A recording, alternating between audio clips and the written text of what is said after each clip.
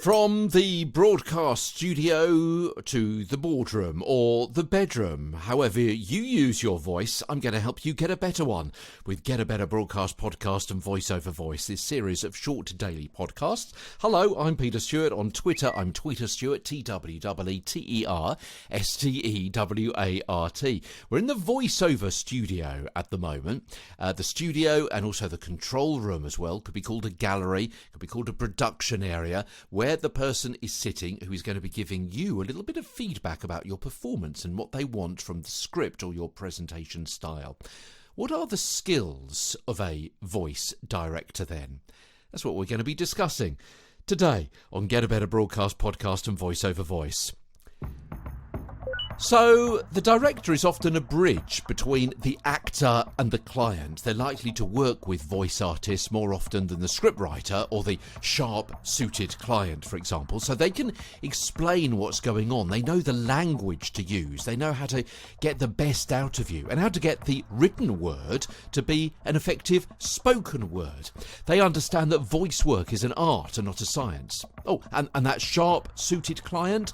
Well, they may also be sharp-tongued as well, giving brash and unhelpful criticism of your performance. And a director will be a mediator, interpreting and communicating that a little bit more helpfully.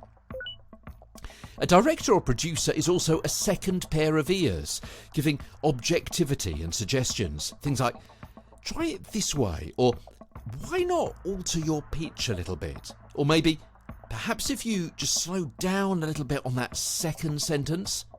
After all, a script is not necessarily black and white, but 50 shades of grey.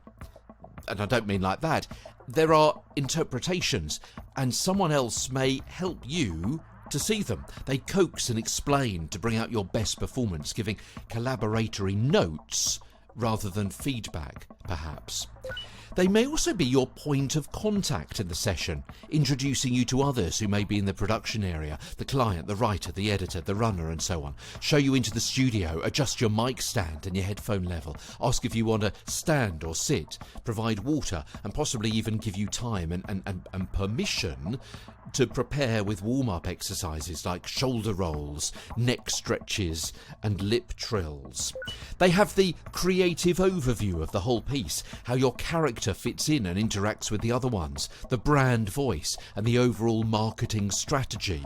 They know the character you're playing, the purpose of the project, the tone that's needed, the target audience, the visuals your voice is part of, and so on. Now, especially in animation and gaming, where the lines are often recorded separately, the director gives you the context for your part, so there's a better overall listen and experience for the player or the viewer. What you're reacting to, what's happening around you, your part in a conversation or story arc.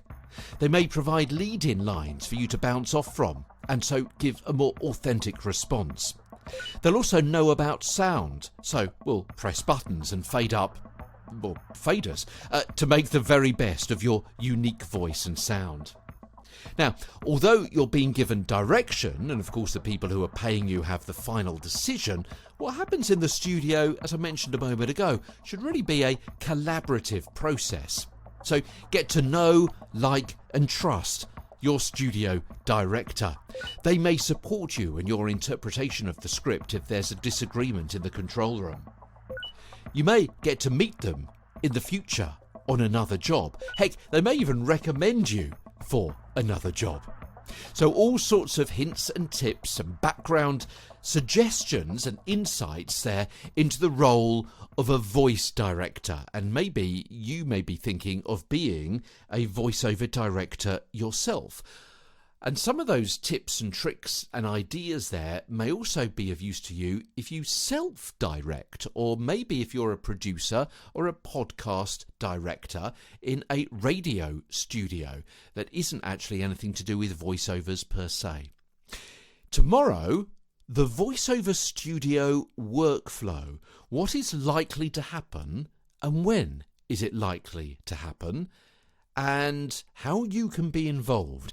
It's all part of the rich tapestry, putting together the jigsaw, I'm mixing my metaphors, so you get an idea of who is doing what and when And knowing that information empowers you. It makes you feel more confident. And if you're more confident, then you're going to be putting in a better performance. Get a Better Broadcast podcast and Voice Over Voice continues tomorrow. From London, I'm Peter Stewart.